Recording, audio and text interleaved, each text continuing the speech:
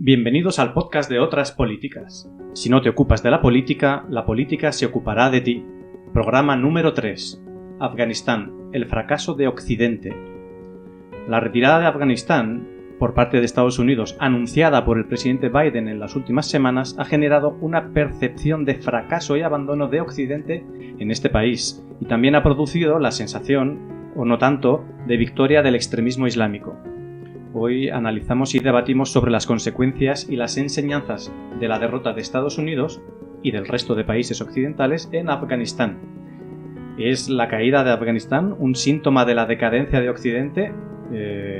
Vamos a ver, ¿no? ¿Qué tal? Hola, buenas tardes, Carlos. ¿Qué tal? Buenas tardes. Hola, buenas tardes. Digo buenas tardes porque lo estamos grabando por las tardes, pero es hola, buenas, Carlos. ¿Qué tal, Manolo? Buenas tardes. Hola, buenas tardes. ¿Qué tal? Hola, Paco. Hola. Y también está aquí Enrique. Hola, buenas. Paco, ¿te animas a contestarme de dónde viene, tras más de 40 años, esta situación en Afganistán y por qué se van justo ahora los americanos? Pues efectivamente, la historia yo creo que tiene mucho que ver en todo esto y es interesante conocerla, ¿no?, para abordar el tema. Y de la historia, digamos, tiene unas consecuencias, y ya me adelanto un poco a una opinión que tengo yo, por lo menos, y es que creo que Estados Unidos y Occidente, pues yo creo que lo ha hecho mal en esta última fase. Y además que el tema va a tener unas consecuencias cuyo alcance todavía desconocemos. Vamos a ver, en primer lugar, por conocer un poco la situación de Afganistán, la situación histórica. Afganistán, como todos sabemos, está en la ruta de la seda, lo cual, pues fue una zona de paso de en todas las épocas históricas, y que ha supuesto pues unas ansias dominadoras de los imperios cercanos, particularmente en los últimos siglos, pues del Imperio ruso y del Imperio británico, que se han estado disputando la zona. Recordemos que en el año 1979 la Unión Soviética intervino en Afganistán y estuvo unos 10 años por allí, lo cual fue aprovechado por Estados Unidos para favorecer la guerrilla islamista, de alguna manera estos son los que luego le han producido bastantes problemas a Occidente. Después de los soviéticos estuvieron los mujahidines, y en el año 96 los talibanes, con el respaldo de Arabia Saudita, de Pakistán y del mismo Osama Bin Laden, pues consiguieron el poder. Instalaron lo que se llamó un reino del terror, que recordemos que más adelante, en el año 2001, se produjeron los atentados de las Torres Gemelas en Nueva York y Washington, realizados por Al-Qaeda, que además respaldados por los talibanes, lo cual provocó, digamos, la invasión por parte de fuerzas de la OTAN lideradas por Estados Unidos del país afgano. ¿Con el fin de qué? De destruir al citado grupo terrorista, de capturar a Bin Laden y derrocar al régimen talibán. Pero los talibanes, quizá por otra de las características que tiene este país, pues no desaparecieron, sino que se refugiaron en zonas bastante alejadas, dado la compleja orografía del país, con zonas muy montañosas. También es importante conocer un poco cuáles son las características de este país, entre ellas, pues que está dominado tradicionalmente por jefes tribales, además jefes tribales enfrentados entre sí, lo cual hace muy difícil el concepto de nación tal y como lo entendemos en Occidente desde hace un par de siglos o tres. Y además, otra característica del país es la corrupción tan generalizada que han tenido en las clases dirigentes. Por si fuera poco, además, en Afganistán se produce una cantidad ingente de opio, lo cual, como bien sabemos, pues alimenta las corruptelas y la violencia. Y recientemente se ha descubierto grandes reservas de minerales y de tierras raras, que, como sabemos, son elementos necesarios para el desarrollo de las nuevas tecnologías, lo cual hace que sea un país también de especial interés para todas las potencias cercanas, porque quien domine ese tipo de materiales pues dominará la tecnología. Bueno, ¿y por qué se van los americanos? Pues, hombre, yo creo que los americanos, por una parte, consideran que estaba ya conseguidos sus objetivos, habían acabado con Osama Bin Laden y habían destruido la capacidad operativa de Al-Qaeda. Y luego también argumentan la incapacidad de los líderes afganos para asumir su propio destino, es decir, esa corrupción de la que he hablado antes. Y todo esto pues tiene unas consecuencias pues muy importantes, ¿no? Y es un poco lo que a mí me gustaría que debatamos entre todos, ¿no? Y yo empiezo por la primera de todas que considero como consecuencias, y es un tema que a mí me ha hecho reflexionar, porque yo creo que lo que ha quedado en mal lugar Estados Unidos y queda comprometida su imagen como defensor de libertades del mundo, ¿no? O sea, la sensación que ha habido, y es una realidad, es que han abandonado, digamos, a los afganos y especialmente a las afganas a su suerte. La sensación que ha dado es que mientras estratégicamente era importante ese país, pues por el tema del terrorismo, mientras era importante para Estados Unidos, pues los americanos han estado allí, pero en el momento en el que ya consideraban que estaban cansados de estar allí, dicho sea de paso, otro de los problemas que tiene Occidente en este momento histórico es que, la gente, digamos, la opinión pública no admite guerras largas, no admite las fotos de los féretros volviendo a su país, no admite que haya muertos, digamos, del propio país en guerras en las que a lo mejor mucha gente no está de acuerdo. Acordemos, por ejemplo, de lo que pasaba no solamente en la guerra de Corea, sino sobre todo en la guerra del Vietnam. O sea, el rechazo tan grande que hubo en su momento, y estamos hablando de hace muchos años, y esto ha ido creciendo en Occidente, ¿no? Entonces, pues al final Estados Unidos vio que no le interesaba, se fue, arrastró a todo Occidente en ello, y la idea que se queda cuando Estados Unidos decide una cosa de estas, no lo decide, digamos, la OTAN ni le decide todo Occidente, sino lo decide Estados Unidos, la pregunta que queda es, ¿es un aliado fiable Estados Unidos en estas circunstancias? ¿O deberíamos los europeos, por ejemplo, plantearnos algún tipo de reflexión en el sentido de tener una defensa propia o más autónoma con respecto a los Estados Unidos, ¿no? Y esto es la primera consecuencia que se me ocurre, pero vamos, estoy seguro que a vosotros os van a ocurrir algunas más. Bueno, en realidad, Paco, es que has abierto un melón por muchos lados, contestando a la pregunta que nos hacía Iván al principio, ¿por qué se va a Estados Unidos? Que yo creo que es interesante. Casi lo que habría que preguntarse es por qué han tardado tanto en irse. 20 años para una guerra que en principio fue devolver el golpe que supuso el ataque a las Torres Gemelas. Aquello requería una respuesta desde un punto de vista geoestratégico, político y desde un punto de vista psicológico de país. La primera potencia del mundo es atacada de esa manera y requiere que alguien pague por ello. Bien, esto supone el ataque a Afganistán. ¿Y hasta cuándo tiene que durar la presencia de Estados Unidos y en general de la OTAN y de Occidente en Afganistán como consecuencia de aquel ataque a las Torres Gemelas? En un momento determinado, pues en varios momentos van acabando con los diferentes jefes hasta llegar a Osama Bin Laden. La experiencia que se va viendo es que el islamismo terrorista se va diseminando. En un momento determinado estuvo en Afganistán, después apareció el califato en Siria, se va diseminando por diferentes sitios, con lo cual se cuenta, y es fácil entenderlo, que en realidad desde la época de Obama, en el que era vicepresidente Biden, después, los tres últimos presidentes llevan planteándose que qué pintan allí con el dineral que aquello cuesta. Y las vidas tanto de Afganistán, de la población de Afganistán, como de soldados de Estados Unidos. Es decir, el planteamiento que yo creo que viene haciéndose desde muchas capitales y centros estratégicos es ¿a qué esperaba Estados Unidos para irse?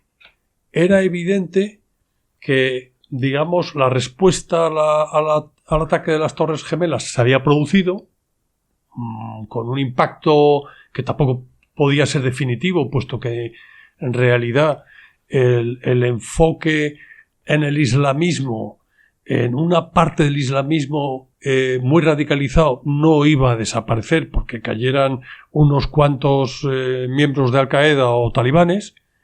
Total, que aquello tenía una duración limitada. Plantearse que aquello se pretendía como un intento de constituir una democracia de corte occidental en un país como Afganistán, yo creo que era bastante quimérico. Entonces, hay analistas que ahora mismo dicen, más allá del desastre que ha supuesto la gestión de la salida, con todas las imágenes que nos han pasado los medios de comunicación de los colaboradores afganos de las tropas occidentales intentando salir como fueran, pero más allá de esa imagen desastrosa, pues Biden, desde que era vicepresidente de Barack, de Obama,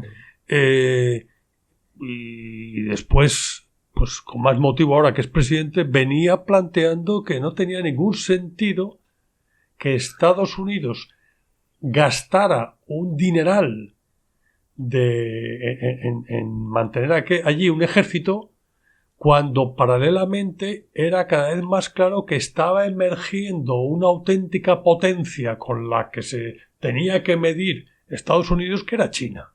Y al mismo tiempo era evidente que Rusia estaba tratando de recuperar su papel de potencia, de la potencia antigua que fue. Entonces, lo que se planteaban en muchas de las cabezas estratégicas de Estados Unidos, que yo creo que en Occidente, en Europa también lo veían, es que el objetivo estaba mal enfocado. Ahora, dicho eso, claro, también hay otro planteamiento que tú haces, Paco, efectivamente, es decir, así como en los imperios coloniales del siglo XIX y principios del XX, Inglaterra, por poner un ejemplo más concreto, entra en la India con la voluntad de quedarse ahí, si hubiera podido, toda la vida, con un ejército de ocupación, una administración para administrar aquello, y por supuesto sacar todo lo que se pudiera. La mentalidad de las potencias actuales no es esa, quizás porque no puedan, pero Estados Unidos demuestra que es capaz de destrozar a cualquier ejército en un digamos, enfrentamiento convencional militar, pero después de eso se ha visto en Afganistán, pero antes se ha visto en Irak. Después de eso no puede durar mucho la ocupación. Y cuando se vaya, pues lo mejor que puede sucederle a los intereses de Estados Unidos es que deje un gobierno con capacidad de controlar ese país, un gobierno afín a Estados Unidos. Pero claro, al mismo tiempo, y supongo que iremos entrando en esto, la presencia de Estados Unidos con sus tropas, pues convierte al gobierno local en una marioneta.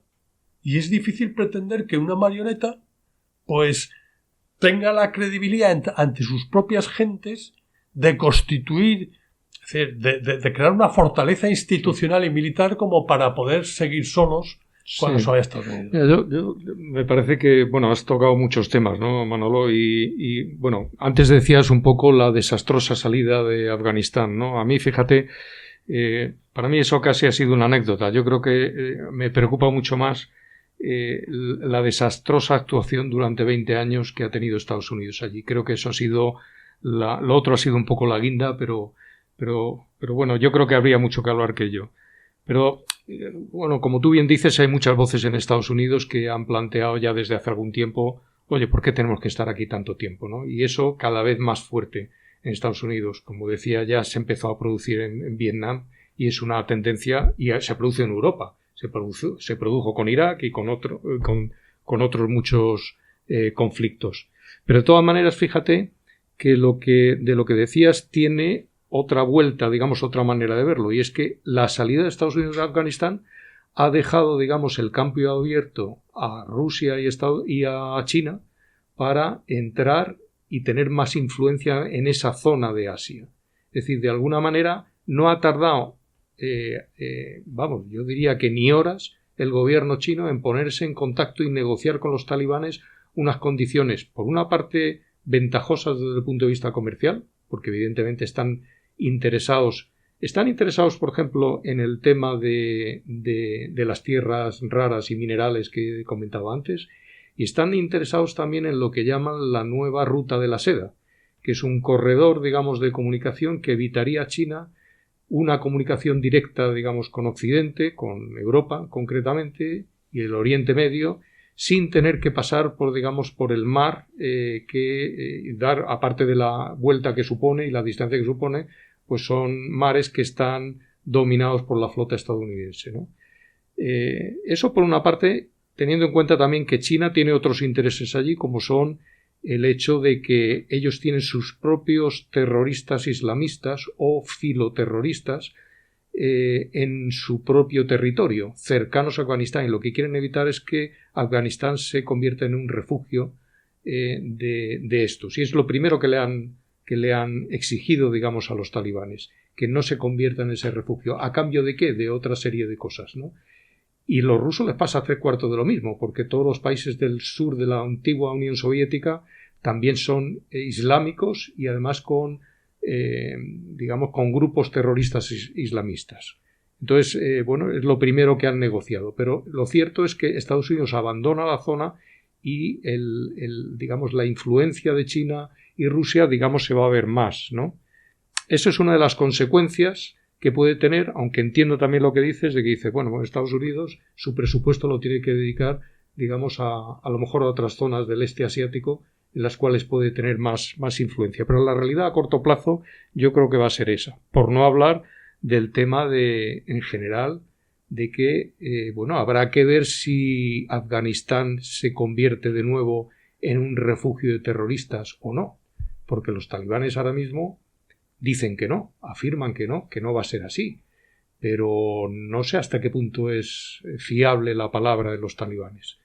De momento, lo que están haciendo, tanto con el trato a las mujeres como con la comunidad LGTBI, no parece albergar, muchas esperanzas de que vayan a cumplir esa moderación de la que han hecho gala. Ya veremos con el tema de los grupos terroristas, ¿no?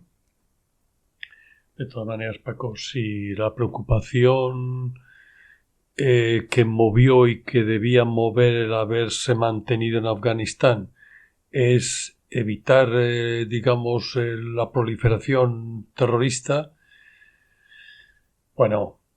ahí estaba Pakistán. Sí. Claro. Es decir, Bin Laden estaba confortablemente viviendo al lado de un cuartel militar en Pakistán. Pakistán teórico aliado de Estados Unidos. Efectivamente.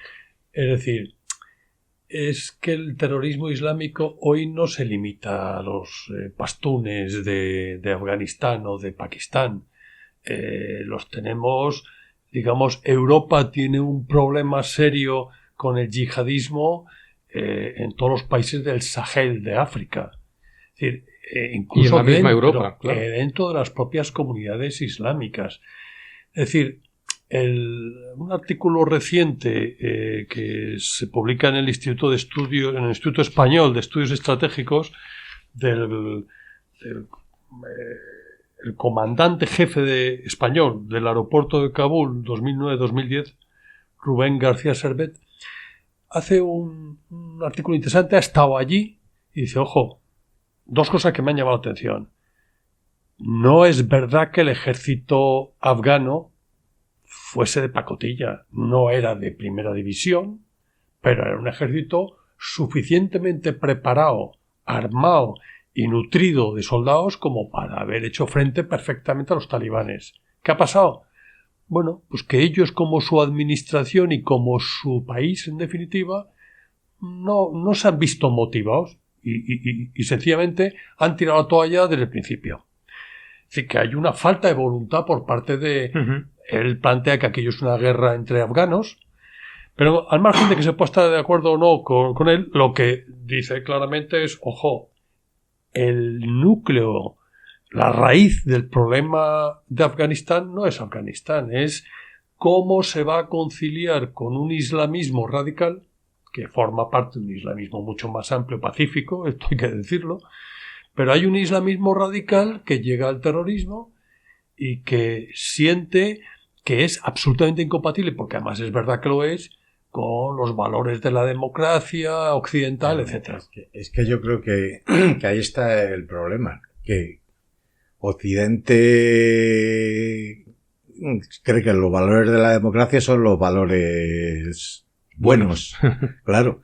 Es decir, el terrorismo es habría que analizar muy a fondo por qué una sección del Islam ha tenido que llegar al terrorismo. Es decir, eso es una respuesta, una reacción a una imposición. Yo, pienso, a que te quieran imponer un modelo de vida o unas costumbres que no compartes.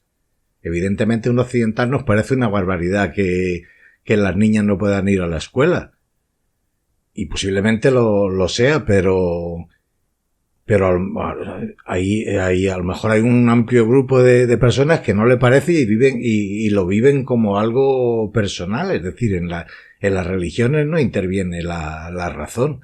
Entonces yo creo que sí, evidentemente se invadió Afganistán como respuesta al atentado de las Torres Gemelas, pero es que antes de las Torres Gemelas tuvo que haber una historia, y esa historia nadie la ha contado, ¿no? Yo creo que Occidente sigue creyéndose que lo suyo es lo válido y sigue teniendo una especie de prepotencia y se considera el garante de lo que pasa en el mundo. Bueno, para eso están las Naciones Unidas, no Estados Unidos, digo yo, vamos. O sea, y si hay que tomar una decisión de intervenir en un país, esa decisión la tiene que tomar pues todo el mundo, valga la redundancia, no quien tenga intereses en ese país. Vamos, yo creo que la cuestión es mucho más profunda de que si Occidente ha fracasado. Pues claro que ha fracasado. Pues igual que fracasó en Irak, igual que fracasó en Vietnam, igual que fracasaron los franceses cuando estuvieron aquí en la guerra de independencia. Es decir, tú vas a un país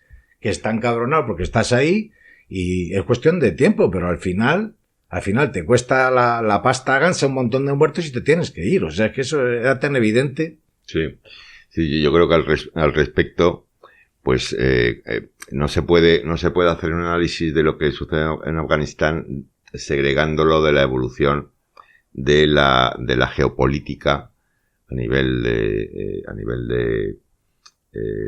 los grandes conflictos mundiales del siglo XX, fundamentalmente, ¿no? Ahí hay una lógica que estaba muy marcada durante la mayor parte de ese siglo XX, que es después de la Segunda Guerra Mundial, de la Guerra Fría, entre dos grandes bloques, Rusia y Estados Unidos, que curiosamente, y yo no sé si esto lo podríamos hilar de alguna forma, que curiosamente con el hundimiento de la URSS como gran bloque soviético y como gran aglutinador de un montón de países en torno a esa misma ideología, forma, creencias, etcétera, aparece de repente en este escenario geopolítico aparece el islamismo. El islamismo hasta entonces no había dado excesivos problemas, ¿no? Empieza a dar esos problemas, curiosamente, a partir del hundimiento de la URSS. Claro, uno se pregunta, claro, hay muchos intereses militares, intereses geoestratégicos, intereses armamentísticos. Bueno, pues a lo mejor, casi si me apuras, pues a un gran monstruo como potencia militar que era Estados Unidos le podía interesar crear o engordar un enemigo que luego le ha salido engordar a un enemigo que luego le sale respondón, ¿no? De repente te encuentras con que hace un atentado en el pleno corazón de la ciudad más importante del mundo, ¿no? Como es Nueva York. Por un lado. Por otro lado, yo, siguiendo la tesis de Paco y de Manolo, yo creo que el interés por parte de Estados Unidos en estar en Afganistán obedecía fundamentalmente a una respuesta efectivamente al atentado de las Torres Gemelas y del resto de atentados que se produjeron en Estados Unidos, y que y que comete sistemáticamente en los países que interviene, y yo creo que esto viene ya desde la época de Corea, es decir, esto ya estamos hablando de los años 50 del siglo XX, que se reproduce en Vietnam y sucesivamente se va produciendo en otros países en los cuales tiene que intervenir, que es querer, en la línea que planteaba Enrique, es querer modificar la estructura social, su sistema de creencias, sus valores, sus prioridades, establecer una administración afín, etcétera, etcétera. Siempre que lo ha intentado, tanto en países de carácter oriental, como sucede en Corea y Vietnam, como en países de corte islamista o de corte árabe, como ha sucedido en Irak, etcétera, y no nos olvidemos de todo lo que se ha producido con la primavera árabe y toda la inestabilidad que se produce en la zona sur del Mediterráneo. Siempre que interviene con una intención a largo plazo, no cortoplacista, no de resolución de un conflicto, sino de instauración de un modelo, siempre fracasa. Y es que es curioso cómo se puede tropezar sistemáticamente con la misma piedra. Y yo creo que procede de la convicción de que nuestro modelo social y nuestro modelo político y nuestro sistema de valores es superior al modelo islámico. El islámico en su caso, el oriental en el suyo, etcétera, etcétera. Entrar en el debate de si es superior o es inferior, a mí me parece también una falacia. El planteamiento no es si es superior o es inferior. El planteamiento es si es el propio o es ajeno. Es decir, si obedece a tu propia historia, a tus propias raíces, tu propia religión, etcétera, etcétera, o te viene dado de forma ajena. Es difícil que las sociedades occidentales, con valores fundamentalmente de carácter laico, con economías de carácter liberal y con sistemas políticos de carácter democrático, esto en un país islámico sea aceptado tal cual, ¿vale? Porque no son laicos, porque la democracia no es, siendo un sistema igualitario y participativo, no es el sistema que impera en la población, y porque la economía es una economía muy supeditada a los grandes intereses de las principales figuras que rigen esos países. Con lo cual, bueno, pues yo creo que es un poco falacia, ¿no? El intentar, y no creo que además haya un foro donde estas cosas se resuelvan. Entonces, intentar ficticiamente, haciendo una especie de política ficción o de sistema virtual político, de conductismo social, intentar crear estados a imagen y semejanza de los estados occidentales, es un imposible, prácticamente, ¿no? Entonces yo creo que Estados Unidos se veía en la obligación, más allá de la situación emocional derivada de los atentados, en la situación como líder del mundo, la situación moral de darle a esos países una solución de continuidad de carácter similar al modelo occidental, pues se ha visto que es un error, ¿no? ¿Y cómo resuelves el problema de que no se convierta en un país enemigo que pueda hacer barbaridades como las que hizo el 11 de septiembre? Bueno, pues ahí está la gran pregunta, ¿no? A la que habría que buscarle respuesta, ¿no? Yo estoy muy de acuerdo con lo que has dicho, Carlos. Creo que, bueno, la ocupación de Afganistán como respuesta, digamos, a los atentados del 11 de septiembre, yo lo vi desde el principio como una especie de venganza, ¿no? Fue una especie de necesidad que tenía el presidente americano en aquel momento y todo el pueblo americano de decir, oye, nos han atacado a nosotros nos defendemos y demostramos además que somos el país más poderoso del mundo. ¿Y cómo lo hacemos? Invadiendo un país, ¿no? O sea que eso también es importante. Claro, esa invasión, lo cual implica, digamos, esto que estabas comentando, o sea que tú entras para imponer tus valores o creyendo, muy al estilo americano, desafortunadamente, de que tus valores son los mejores y tu modo de vida y tu cultura, digamos, es la que debe predominar y debes vender McDonald's y Coca-Cola porque eso es lo que a todo el mundo le gusta, ¿no? O sea, yo creo que ahí, digamos, está un poco la clave. Y yo, la verdad es que he reflexionado alguna vez sobre este tema y decir, bueno, este tipo de invasiones o operaciones militares quirúrgicas, como se quieren hacer ahora, cortas y reducidas en el tiempo y además sin apenas bajas, ¿tienen sentido? Eso es lo que quieren los países ahora mismo. Es decir, lo que quieren los países occidentales es que en un momento determinado que vayan los de fuerzas especiales, que ataquen a un país o ataquen a un dirigente determinado y sin tener bajas te vuelvan en helicóptero y aquí no ha pasado nada. No has metido tropas y no has metido follón. Bueno, esto digamos no funciona, claramente no funciona. Como tú bien decías, yo creo que no funciona y se ha demostrado ya en los últimos años. Es que, reflexionando sobre ese tema, es que habría que irse muchos siglos antes para ver casos en donde esto haya funcionado. Es decir, puedes pensar, y tengo que remitirme tan lejos como al Imperio Romano. Es decir, en el caso del Imperio Romano, de alguna manera colonizaron y cambiaron la cultura de muchos de los países, o influyeron tremendamente en la cultura de muchos de los países en los que estuvieron, entre ellos España. Pero claro, es que estuvieron varios siglos aquí.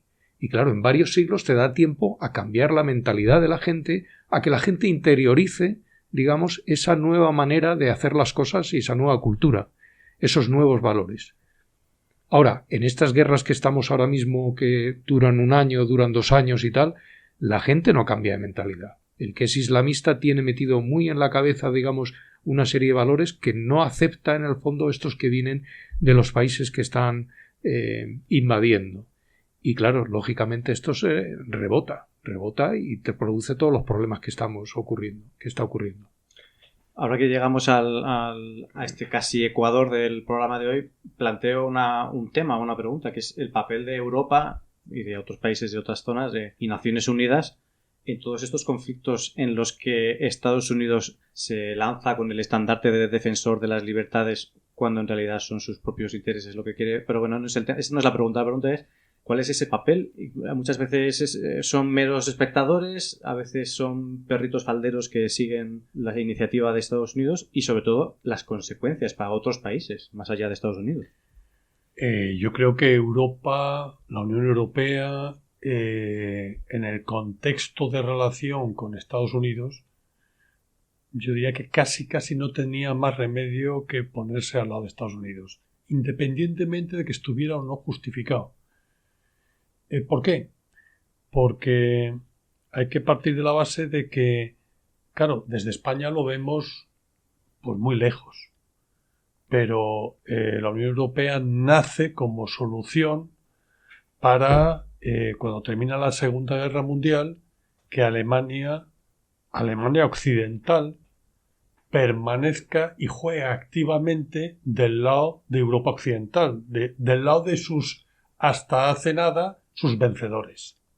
Entonces, la fórmula que se establece es, por un lado, política y económicamente empezamos creando el mercado común, pero por otro lado, desde un punto de vista militar, frente a una amenaza muy real que era el Pacto de Varsovia, que era la Unión Soviética, pues se establece la OTAN, y la OTAN en uno de sus estatutos, en uno de sus apartados fundacionales, dice que cuando uno de los países miembros de la OTAN es atacado, toda la organización va a actuar en su defensa. Entonces, Estados Unidos dice, me han atacado, y me ha atacado aquella gente de Afganistán, porque lo están reconociendo y lo aceptan, que ellos dan cobijo. Entonces reclamó la aportación, la colaboración de toda la OTAN. Bueno, evidentemente, si los miembros de la OTAN hubieran sido absolutamente libres para decidir, pues probablemente no hubieran ido. Pues no se les había perdido nada allí, etc. Por otra parte, bueno, tendrían que cambiar mucho las cosas para que entendiéramos que la primera potencia militar, que es Estados Unidos, recibe un ataque de esa naturaleza y que no vaya a responder. Es venganza, es pedagogía de, oye, que no sale gratis. tú me has atacado, pues prepárate que que te va a venir una buena. Es decir, si se siente emocionalmente como venganza, evidentemente psicológicamente el pueblo americano lo necesitaba. Pero como estrategia de gran potencia, pues se puede entender que no quisieran que aquello quedara gratis. Ahora, la pregunta que hace Iván, para Europa. Bueno, es que aquí hablamos mucho del proyecto de la Unión Europea, que hoy por hoy es un proyecto a medias, parece que apuntando hacia la construcción de una unión política, ya veremos, pero en fin, se han dado pasos con la moneda única, en fin, varios pasos, pero ese proyecto europeo está castrado si toda la autonomía política que se pretende obtener frente a Estados Unidos consiste en que la seguridad de Europa depende de lo que quiera hacer Estados Unidos y del dinero que quieran gastar sus contribuyentes en la defensa de Europa. Claro, el planteamiento no surge por la caída de Afganistán, es un ejemplo más, se viene planteando desde hace tiempo. Es decir, en la Unión Europea hay un gran debate en el que, por una parte, digamos, liderados por Francia, parece que últimamente Alemania, pero vamos, es fundamentalmente Francia quien sostiene esa opinión, plantea que la Unión Europea tiene que tener la capacidad de defenderse a sí misma, es decir, debe tener un ejército propio, un ejército moderno, que sea capaz de hacer frente a las amenazas que sean concebibles, entre otras la de Rusia. Y por otro lado, hay quienes dicen, mira, ni nos conviene plantear esa hipótesis desde el punto de vista económico, ni nos conviene desde el punto de vista militar ni político. Es decir, crear un ejército europeo significaría, de alguna manera, estar mandando el mensaje a los americanos de que en algún momento habrá un divorcio. Por tanto, debilitas el concepto de la OTAN. Y por otra parte, desde un punto de vista económico, hay que decirlo muy claramente, Estados Unidos viene planteando que los países europeos de la OTAN aumenten sus gastos militares hasta llegar al 2% del PIB. Habría mucho que discutir si esto es necesario o no.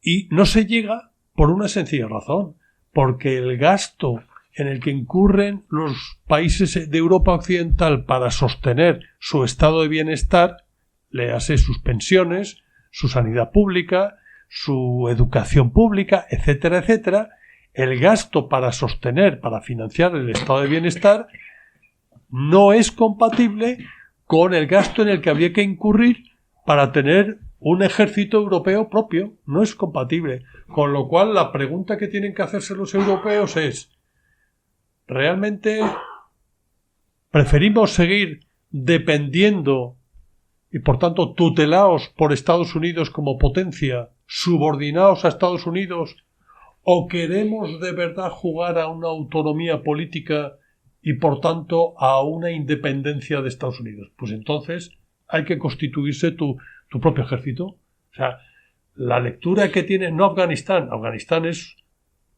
pues efectivamente, una experiencia más, pero la lectura que tiene para Europa es muy clara. ¿Vamos a seguir tutelados por Estados Unidos con la OTAN o vamos a dar el paso de constituir nuestro propio ejército? Lo cual, dicho sea de paso, tiene muchas connotaciones complicadas, porque supone dar el paso definitivo a sustituir la noción de soberanía nacional que tiene cada país por una soberanía compartida. Es decir, cuando a nosotros nos llegue la noticia de que Marruecos, por no sé qué con el Sáhara o con el presidente de los saharauis, entra en conflicto con España, el conflicto se ha limitado a 8.000 o 10.000 personas que han saltado la valla. Pero imaginemos que el conflicto es más serio. Nuestra capacidad de respuesta, llegado al extremo incluso militar, la vamos a dejar en manos de un cuartel general, de una decisión política en Bruselas? ¿Y Francia va a hacer lo mismo? ¿Y Alemania? ¿Y Polonia? Es decir, el salto a constituir un ejército propio lleva implícito un gobierno político propio, porque un ejército se caracteriza por una estructura de mando, tiene un teniente general arriba. Ese teniente general no es un poder autónomo, obedece a un gobierno. El salto a un gobierno, a una unidad política, no se da porque incluso más allá de lo que digan las encuestas y todo esto, todavía no hay un sentimiento de nación europea que permita reemplazar el sentimiento de nación española o nación alemana. Creo que ahí está el tema.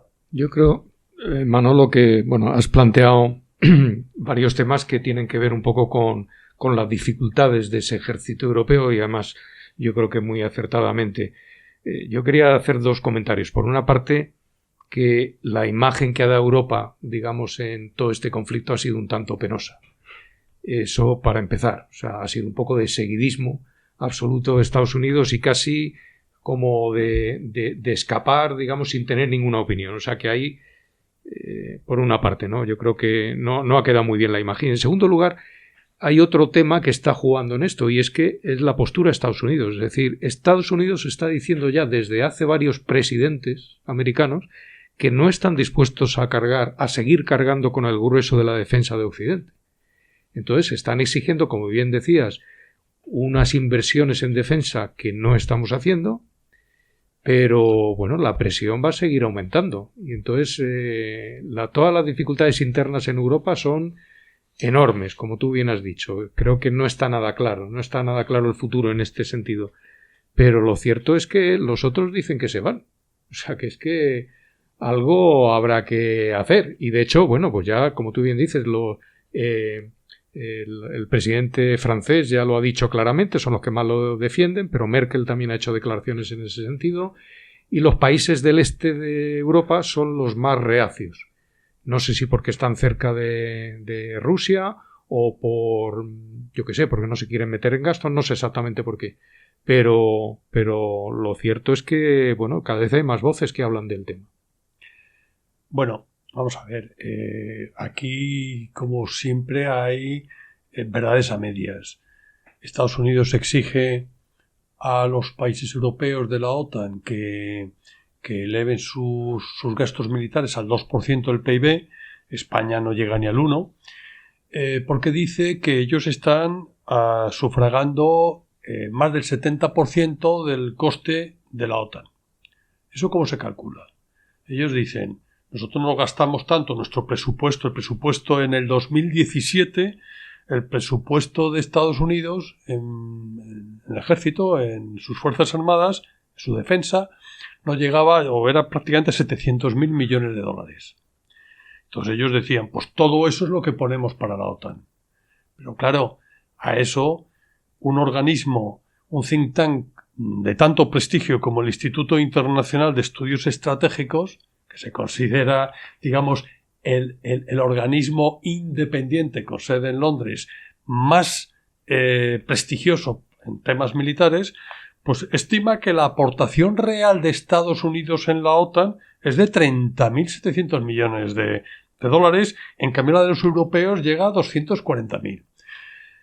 Lo cierto es que, desde un punto de vista presupuestario, el gasto militar de Rusia, que es la amenaza más importante que tienen los europeos por delante, en el 2018 en el 2018 el gasto militar fueron 63.000 millones de dólares, mientras que el presupuesto de Francia y Alemania juntos era 99.000 millones de dólares. Es decir, en presupuesto militar, en número de soldados, la Europa de los 26 es muy superior a Rusia. Lo que pasa es que, efectivamente, con diferentes objetivos, con diferentes mandos, con diferentes equipos militares. Bueno, es decir, la la cantidad de recursos que pone Europa a su defensa, sumando todos los países, es muy superior a la que tiene cualquier amenaza. Pero quizá,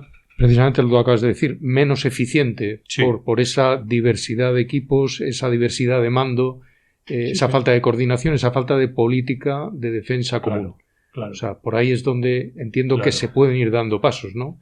Claro. Con lo delicado que es el tema, como has dicho, porque en el fondo, digamos, todos los países, tiene mucho que ver con el nacionalismo. Y Claro. los países europeos son tremendamente nacionalistas. Dicen, no, nosotros somos europeos, pero si esta fábrica puede ir a Francia, mucho mejor que si va a otro país. Si va a España, en nuestro caso, pues mucho mejor. O sea, cada uno barre para casa, vaya.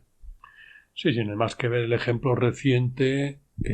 Francia se entera unas horas antes de la firma de un acuerdo entre Estados Unidos, Australia e Inglaterra para, digamos, dotar de submarinos nucleares a Australia, y en fin, para más cosas en relación con un frente común frente a China. Y Francia reacciona retirando a sus embajadores en Estados Unidos y en Australia. Y dices, bueno, ¿pero Francia reacciona como Francia o está reaccionando con el interés de toda la Unión Europea? Pues no.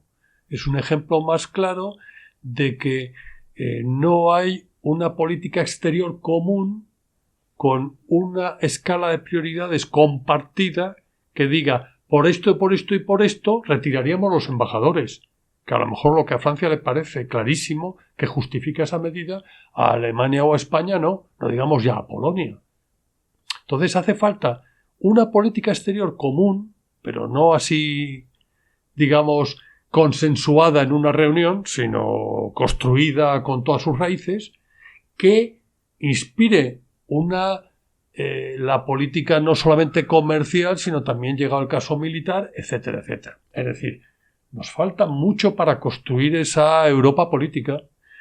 Y mientras tanto, lo que ha puesto de manifiesto Afganistán es que efectivamente no son escenarios similares. Yo no creo para nada que Estados Unidos, si hubiera un ataque o una actuación muy beligerante por parte de Rusia en Europa, la reacción de Estados Unidos fuera similar a la de Afganistán, porque ahí sí que se juega mucho Estados Unidos y por tanto no habría que pensar en una reacción similar.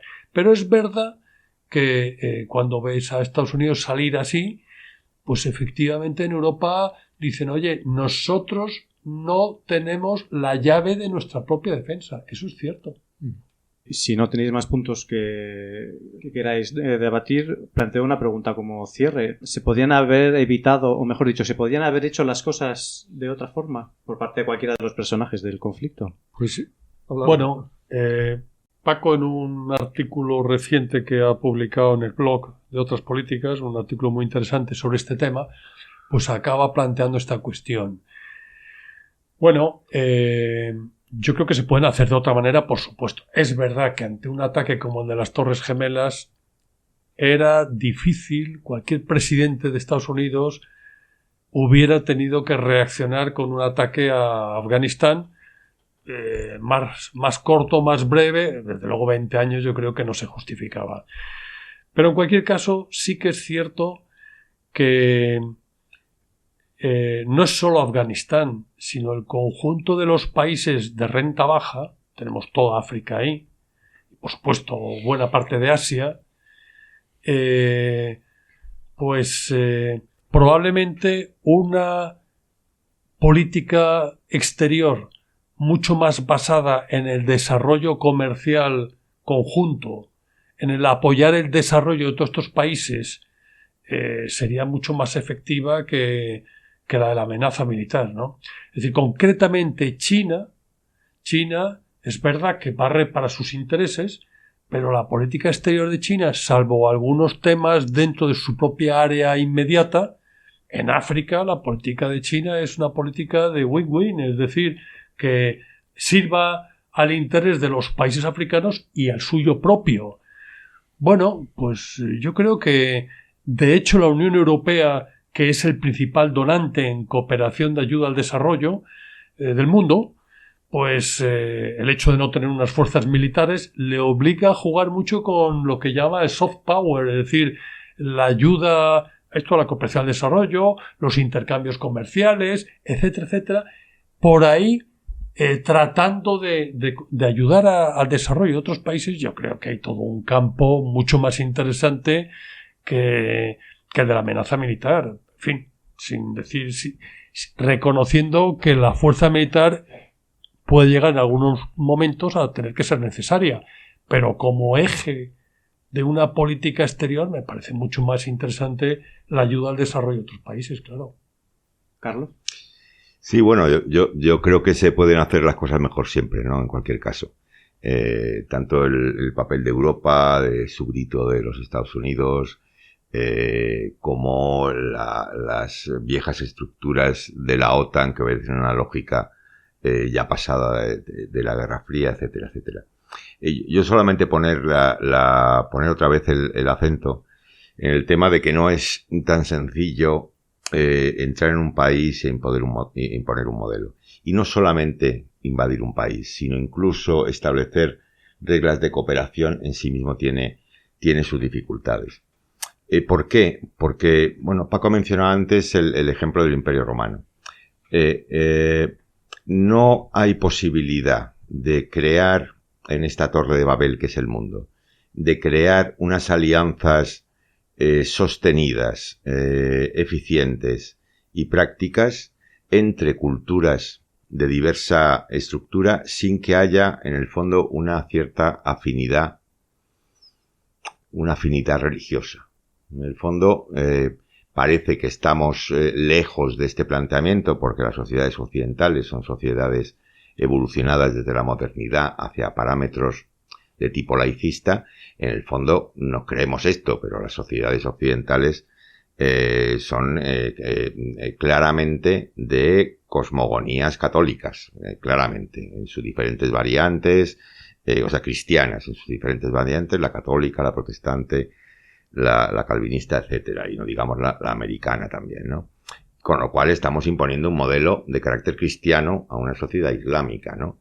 Y cuando hablamos de África, a sociedades de carácter tribal y de carácter animista. Y cuando hablamos de Rusia, a sociedades con ideologías muy marcadas en lo ortodoxo y muy jerarquizadas. Y cuando hablamos de las orientales, en culturas tremendamente patriarcales, con unas creencias muy determinadas. Es decir, este factor, que yo entiendo que en lo geopolítico y en lo geoestratégico se pasa por alto, y se pasa por alto porque Estados Unidos es precisamente una sociedad bastante ficticia, en realidad. Es una nación con 250 años que tiene el menor recorrido de todas las naciones de las que estamos hablando, y ni de lejos le llega, ¿no? Con lo cual, no incluir este factor esencial en la construcción de cada una de las sociedades, obviarlo, va a conducir a poner parches o a generar un determinado tipo de sinergias positivas, pero no a solucionar realmente problemas de fondo, ¿no? Yo me pregunto, y a lo mejor esto sería lugar a otro debate más adelante, ¿cómo fue posible que unas sociedades islamistas aparentemente tan distintas a las sociedades que dominaban la península ibérica pudieran admitir y perdurar durante 7 siglos la invasión, lo que se llama la invasión musulmana del territorio europeo, ¿no? En la península ibérica? Pero sería para debatir, y a lo mejor nos encontramos con que el arrianismo dominante en la península ibérica entonces y el islamismo recién instaurado por el gran profeta islamista no son tan distintas, pero nos llevaría efectivamente a otro debate que no es el momento. Sí, yo abundando en lo que habéis dicho con respecto a la pregunta de si hay otra manera de hacer las cosas, creo que está claro que lo que no se puede es trasladar modos de gobierno y cultura de Occidentes a otros países de forma inmediata. La imposición y la dominación militar tampoco son suficientes y habría que ir más, y Carlos lo apuntaba ya desde hace tiempo, en trabajar desde el respeto a las culturas y a los modos locales y trabajar en el convencimiento y en la interiorización de la gente. Creo que es la única manera. En el fondo, yo creo que Y por resumir todo sería la palabra empatía. Yo creo que Occidente requeriría más empatía a la hora de abordar este tipo de problemas y más imaginación, más acercamiento, digamos, a esas culturas y más tiempo del que hoy en día estamos dispuestos a emplear. Creo que hoy en día se quieren hacer las cosas rápidas y estas cosas no se hacen de forma rápida. Pues hasta aquí el programa de hoy. Muchas gracias, Carlos. Gracias. Gracias, Manolo. Gracias. Gracias, Paco. Y gracias, Enrique. Gracias. Bien, gracias, Iván. Y a ti que nos estás escuchando, nos vemos en otraspolíticas.com y nos escuchamos en iVoox y en Spotify. Suscríbete, deja tus comentarios o tus preguntas y ayúdanos compartiendo en tus redes sociales. Hasta la próxima.